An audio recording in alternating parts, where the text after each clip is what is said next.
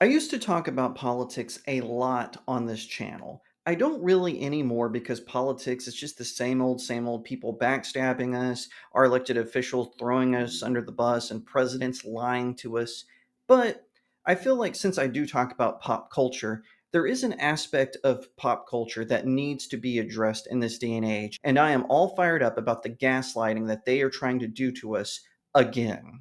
'Cause I've been living life right like I could just die any minute. Going for a ride down the side. Hi everyone, my name is Jacob Berry. Welcome to the StudioJake vidcast where I talk about all things pop culture. Be sure to like, share, subscribe, and if you're watching on YouTube, ring that little bell so you get notifications when I post a new vidcast, and consider becoming a channel member. Not to mention, head on over to my new website, studiojakemedia.substack.com, for even more pop culture commentary.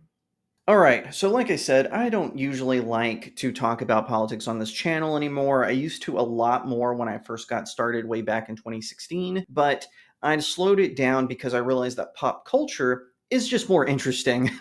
Now, I still talk about politics and whatnot on my X account at Real Jacob Berry. So, if you want to see more of that, head on over there. That's kind of where I keep the politics just aligned in that one little corner. Full disclosure, I consider myself a conservative populist. I believe in social conservatism and whatnot. I don't consider myself aligned with any other movement, maybe outside of being what used to be considered a federalist. And by the way, I'm just telling you this so you understand where I'm coming from. I don't want to hide or keep anything from you, like the people I'm going to rant about, the news media. Now, I'm not going to give a big history lesson on how corrupt the media is. I mean, I could talk about how Walter Cronkite, who was the most trusted man in news, lied about the Vietnam War. I could talk about the New York Times making up a story about a woman who cried for help and her neighbors at her apartment complex didn't come to help her. That story was totally untrue. I could talk about the news media lying about Daniel Holtzclaw and the fact that he is completely innocent of the crimes that he is in jail for. I could talk about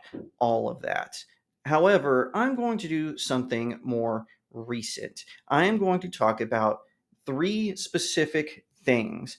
Now, first off, let's not forget how the media lied to us during the unconstitutional house arrest, during the incident. What happened? We were told by the experts, particularly the criminal known as Dr. Fauci, that we had to mask. First, he told us not to mask. The masks need to be for the surgeons. And then he told us, oh, you have to stay away. You can't go outside, even though sunlight kills viruses. And all of this, we were told we had to take a jab that would prevent you from getting it. And then it didn't prevent people from getting it, but you still had to take it to prevent spread, but then but people still got it. I am proud to be one of the few people who did not get the jab. It was absolutely a chaotic time, and the news media propagated this. Why? Because they are in cahoots with Big Pharma. How do I know this? They say it plainly. How many times have you seen a medicine commercial run on CNN, on NBC News, on ABC News, on News Nation, on all these mainstream media outlets? Heck, even Fox News? Yeah, they appear all the time. I even remember CNN did a town hall about the whole coronavirus issue, and Anderson Cooper was hosting it. He ends a segment by saying, this town hall is sponsored by Pfizer. So let me get this straight. Pfizer is supporting a town hall that Anderson Cooper, who is propagating all of this, telling people, oh, you should get the jab. Oh, you should social distance. Oh, you should wear a mask. And it's sponsored by the very person who profits off of this. Not to mention, one of the new things that the news media refused to report on were the side effects of the jab. My wife had a dear friend who passed away shortly after getting the jab. They said that he had COVID when he passed away. However, it was ultimately proven that it was actually his heart that gave out. What's the side effect of some of the jabs? Oh, yeah, heart conditions. This is absolutely true. You can look it up. Not to mention, remember the CEO of Moderna, he claimed that he had gotten the jab. However, on a trip to Israel, where he was going to, hawk some more medicine at this time, it turns out, oh, wait a minute. He actually didn't take it and he had to take it a second time. Could it be that that first time was a lie? Oh, yeah, definitely that's what that was. News media didn't report on that. They were saying that, oh, the hospitals are crowded with the people who didn't get the jab. And then nurses were posting TikTok videos, lame TikTok videos of them dancing. So, no, I don't want to hear it. The jab and everything related to that incident was false. Okay, so that's one just within the last 5 years. How about one that was even closer? Okay, I have a brilliant idea. How about we talk about Biden's health decline? Now, I'm not going to speculate on what he has. The only thing that they have confirmed that he has is cancer, specifically prostate cancer. We could all see, even back as far as 2016, that the man was in decline. Not to mention, he was one of the most corrupt senators in the Senate. Now, I don't care if you're a Republican or a Democrat watching this, that is just a fact. He was corrupt. Don't tell me Biden was not corrupt. That is a lie. That doesn't mean there aren't Republicans or independents that aren't corrupt. Certainly, Bernie Sanders, he's always going around complaining about billionaires when he himself is a millionaire who owns like 3 houses and his wife is on the board of some prestigious college. Yeah, spare me all that. Independent, not to mention Republicans like Mitt Romney, who have everything to lose with their businesses if some of President Trump's immigration things passes. They can underpay those immigrants, but they have to fully pay American workers. That's the only reason he doesn't care about that. So there you go. Democrat corruption, independent corruption, and Republican corruption, all for you, so you can not accuse me of being partisan in this. Anyway, back to Biden's health deterioration. We all saw it. And I actually would argue with friends of mine who didn't really like Trump, and I'm not going to make a statement about Trump. Like I said, you can look at my X account if you want that.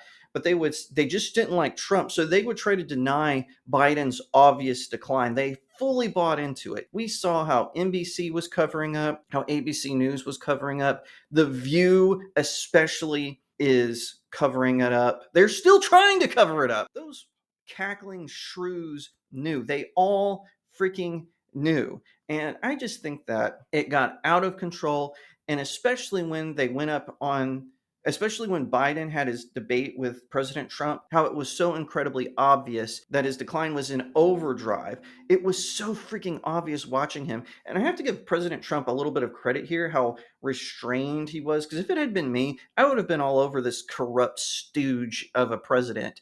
But instead, Trump was actually restrained and only made like one or two remarks about it. And watching Biden say, I beat Medicare, he meant to say, I beat COVID, but it came out Medicare. And so then Trump was able to say, yeah, you beat Medicare, you beat it to death, which was probably the line that won President Trump the presidency. All that aside, the media's complacency in this is astonishing. From Joe Scarborough saying, he's cogent. He's so cogent. I've never seen him more cogent. Him and Mika.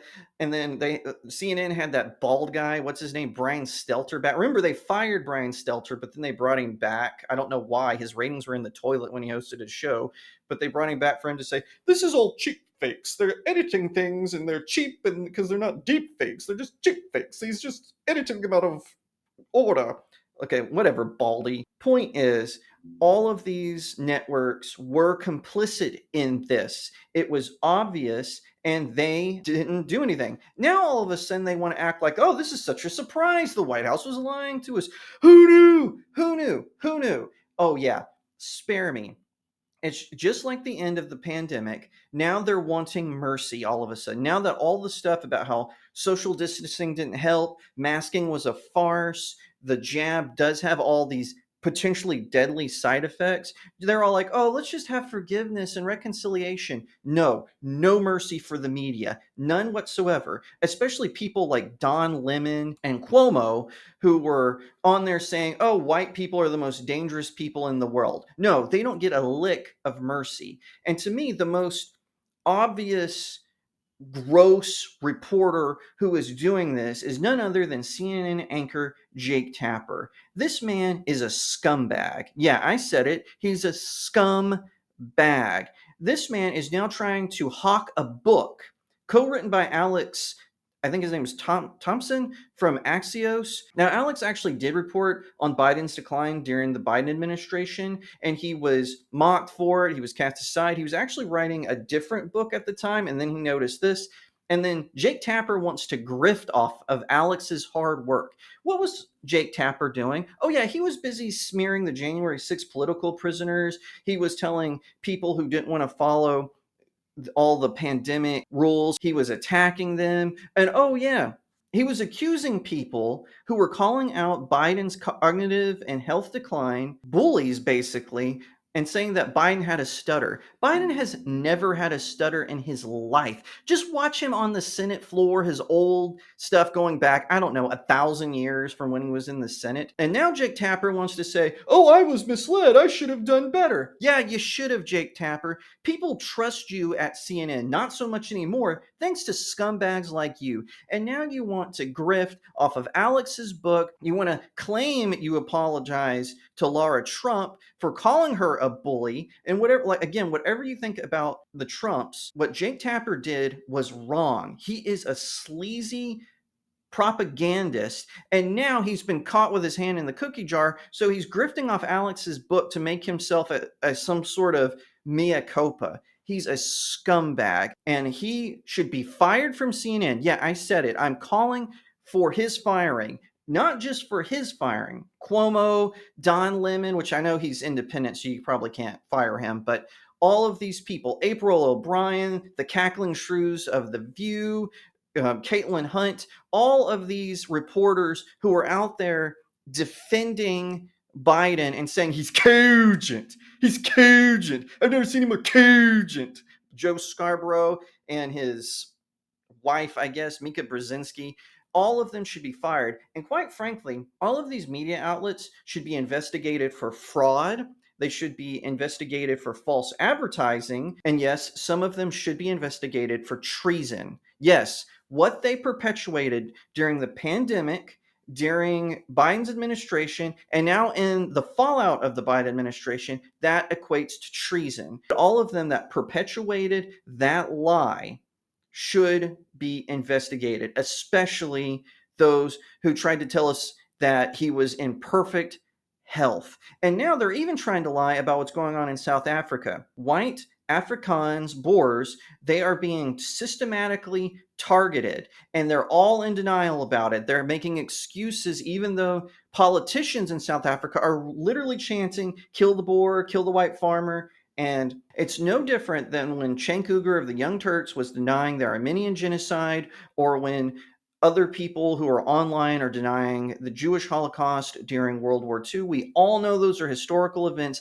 And right now, South African white farmers are being targeted by their own government, and the media is doing the same thing as Holocaust deniers, as Armenian Holocaust deniers, and it's disgusting. They do not deserve 1 ounce of your mercy. They should all be investigated for all of these egregious actions that they perpetuated against the American people.